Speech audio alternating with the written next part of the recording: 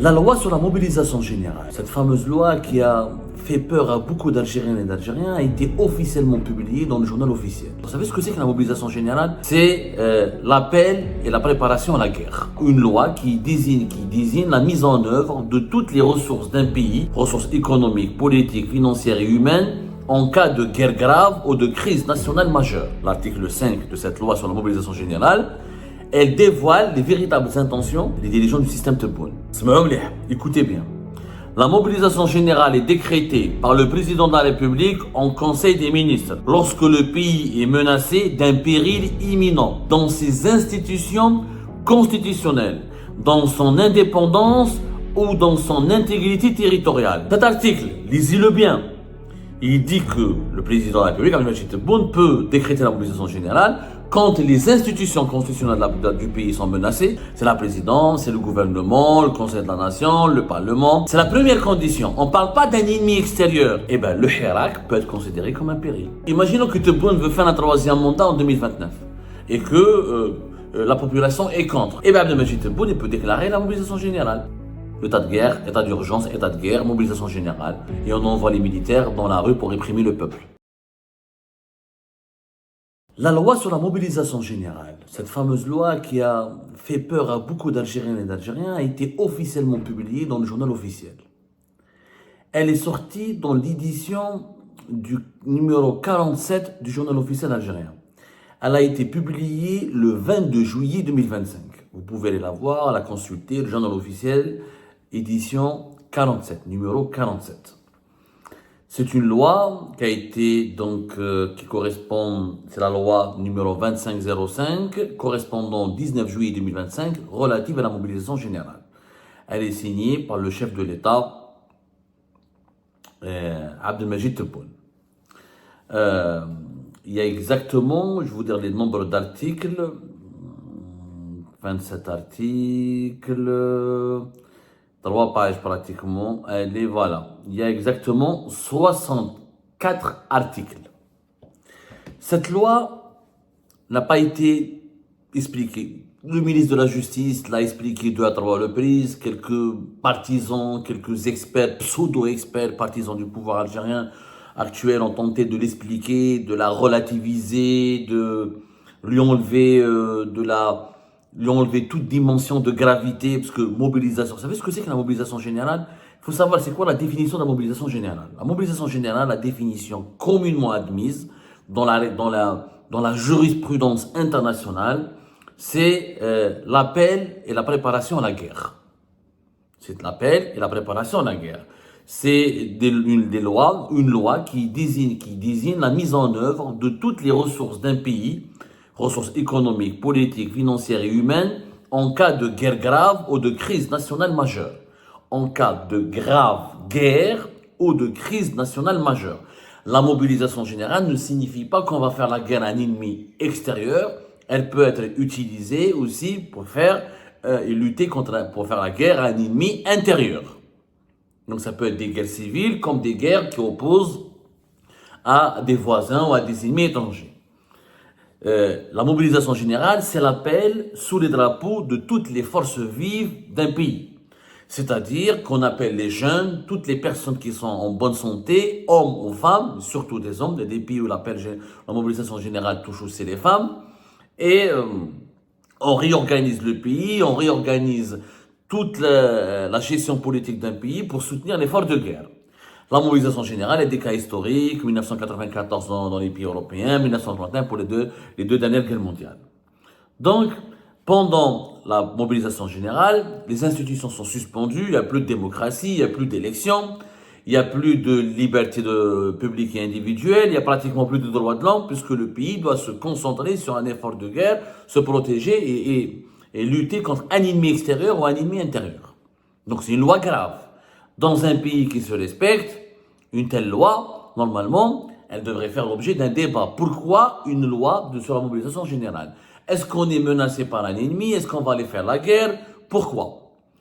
Nous en avons déjà parlé lors d'une émission qui a été publiée le 22 avril 2025. On a expliqué que juridiquement, on a donné une explication juridique et une explication politique. On a expliqué que cette loi ne signifie pas que l'Algérie va faire la guerre à un pays. Parce qu'à l'époque, quand en avril 2025, lors d'un conseil des ministres, Abdelmajid Tebboune, un communiqué qui résume les travaux d'un conseil des ministres qui a été présidé par Abdelmajid Tebboune, parlait de la préparation et de cette loi sur la mobilisation générale, tout le monde a pensé à une guerre avec le Maroc.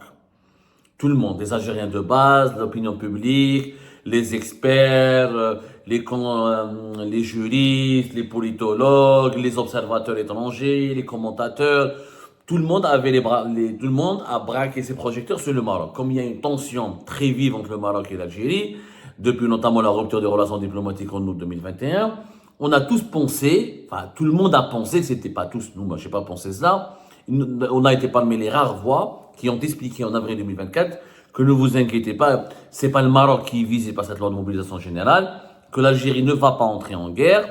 Il y a juste un article, l'article 99 de la Constitution, qui permet, cet article qui permet au président de la République de convoquer, de décréter la mobilisation générale en Conseil des ministres, après avoir informé le Haut Conseil de sécurité, le président du Conseil de la Nation, le président de l'Assemblée, le président du Parlement. Donc il fallait un texte juridique qui précise et qui donne les conditions d'application de cet article 99 de la Constitution. Derrière cet article, il est normal dans les compétences d'un chef d'État de pouvoir décréter la mobilisation générale en cas de guerre, en cas de menace. Mais la Constitution n'a pas été précise. Comme c'était opaque, donc ça donnait un super pouvoir au président qui aurait pu l'utiliser comme il voulait. Cette fois-ci, c'est précis. Et malheureusement, les précisions sont encore plus graves et plus dangereuses que l'opacité elle-même de cet article 99 de la nouvelle Constitution de 2020. Il faudrait plusieurs émissions pour expliquer et détailler la gravité de cette loi. Dommage que les juristes, que les constitutionnalistes, que les avocats, que tout simplement les partisans de la paix, du bon sens, les défenseurs des droits de l'homme ne peuvent pas s'exprimer en Algérie. Comme on est appelé à être leur porte-parole, à malheureusement les remplacer en attendant que le pays se libère de cette chape de plomb de la dictature, on est obligé de se faire ce travail. Prenez la disposition la plus dangereuse, et cette disposition, elle est contenue dans l'article 5. Tout ce que je dis là, vous pouvez aller le voir, le journal officiel, encore une fois, le journal officiel, édition numéro 47, du 22 juillet 2025. L'article 5 de cette loi, sur la mobilisation générale, elle dévoile les véritables intentions des dirigeants qui sont à l'origine de cette loi, les dirigeants du système Tebboune. Que dit cet article?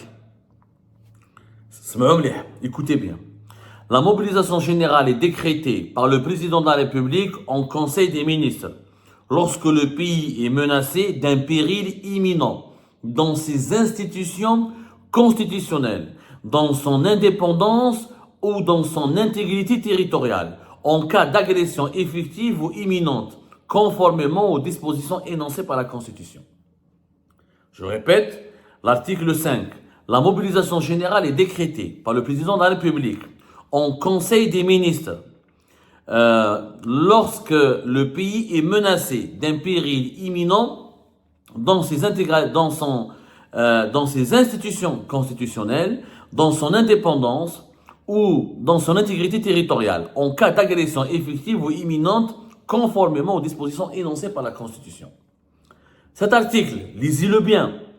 Il dit que le président de la République, Abdelmajid Tebboune, peut décréter la mobilisation générale quand les institutions constitutionnelles du pays sont menacées. C'est quoi les institutions constitutionnelles? C'est la présidence, c'est le gouvernement, le Conseil de la Nation, le Parlement, un certain nombre de constitutions, l'armée, l'armée nationale et populaire, qui sont considérées, qualifiées comme institutions constitutionnelles, c'est-à-dire ils sont cités dans la Constitution, elles sont menacées.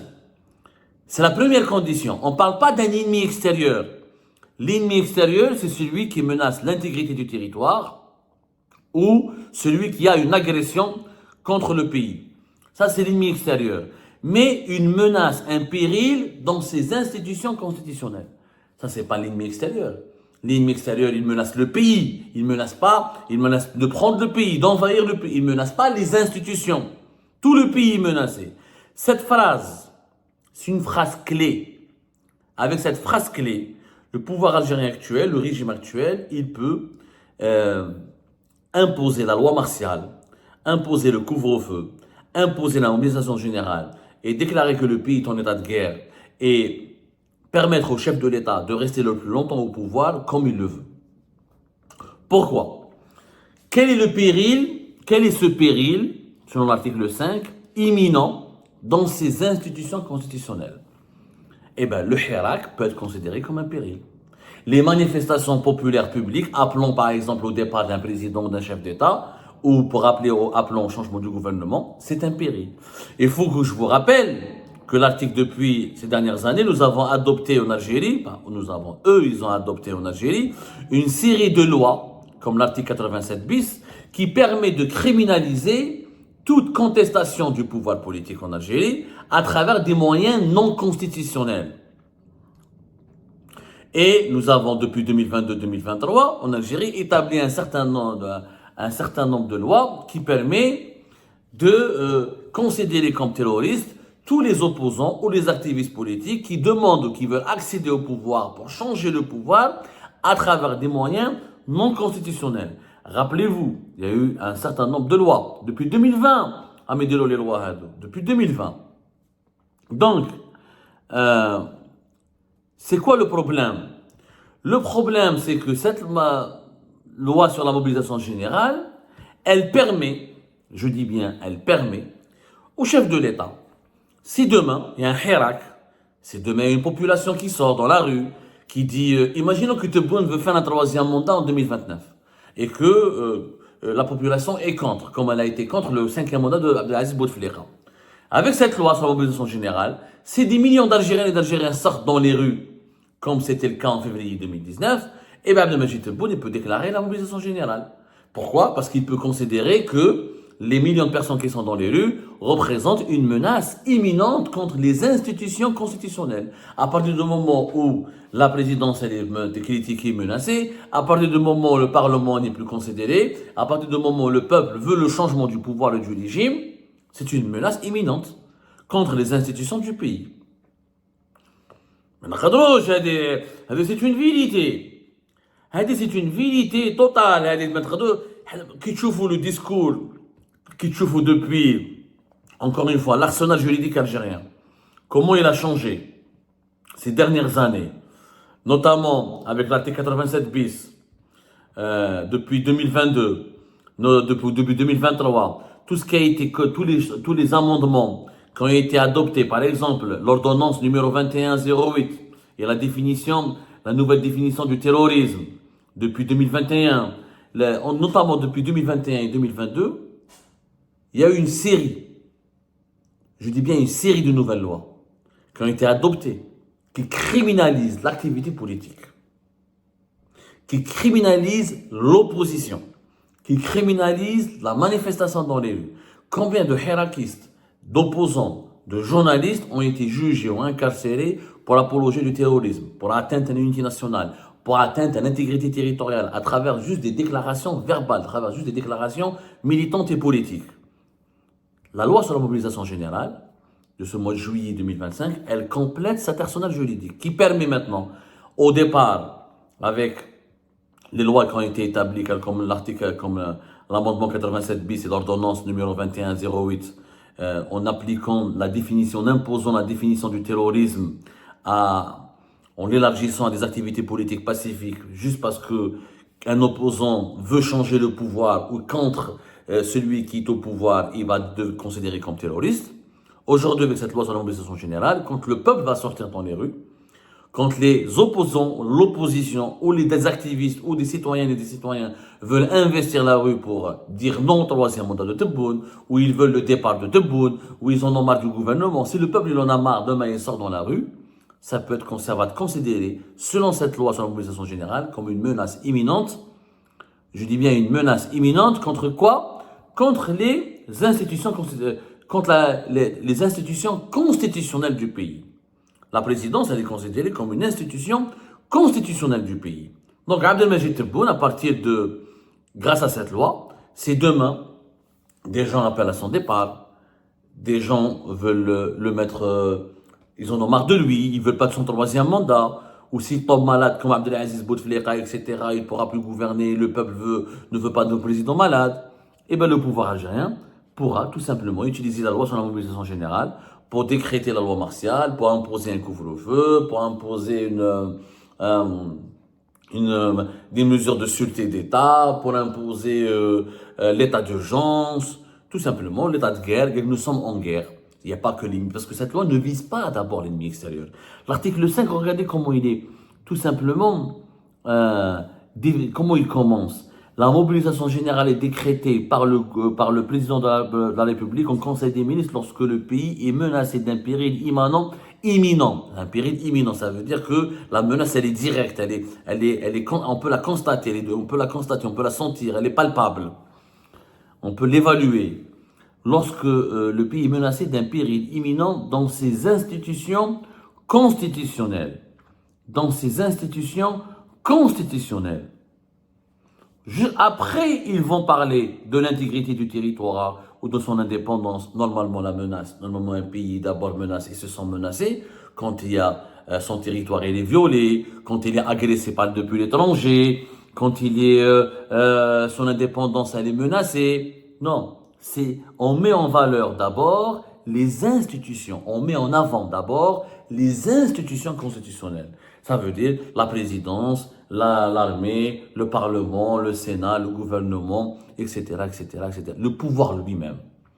Cette loi ne permet en réalité au pouvoir de concéder, ça lui donne le droit, juridiquement parlant, ça lui donne le droit de considérer un éventuel hirak comme une menace imminente, comme un ennemi intérieur avec lequel on peut utiliser les moyens de guerre. Parce que la mobilisation générale, c'est les moyens de guerre. Si on est en temps de guerre. Donc s'il y a un hirak demain en Algérie, on va mettre le pays le pays entrera en guerre. On va considérer que le pays est en guerre.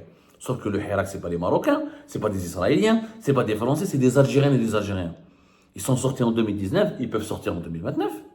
Ils peuvent sortir demain, ils peuvent sortir après-demain. À un moment donné, vous savez, les colères des peuples, elles ne sont pas prévisibles.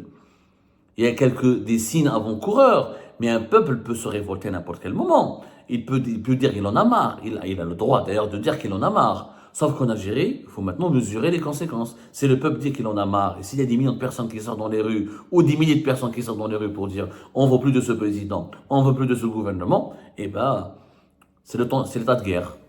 L'état de guerre, état d'urgence, état de guerre, mobilisation générale. Et on envoie les militaires dans la rue pour réprimer le peuple. Juridiquement parlant, avec cette loi, c'est aujourd'hui possible. C'est un dérapage inédit. Si cette loi était par exemple en cours, ou elle a existé, ou elle était en vigueur en 2019, bah Saïd Bouteflika et les Bouteflika auraient pu décréter la mobilisation générale, l'état de guerre.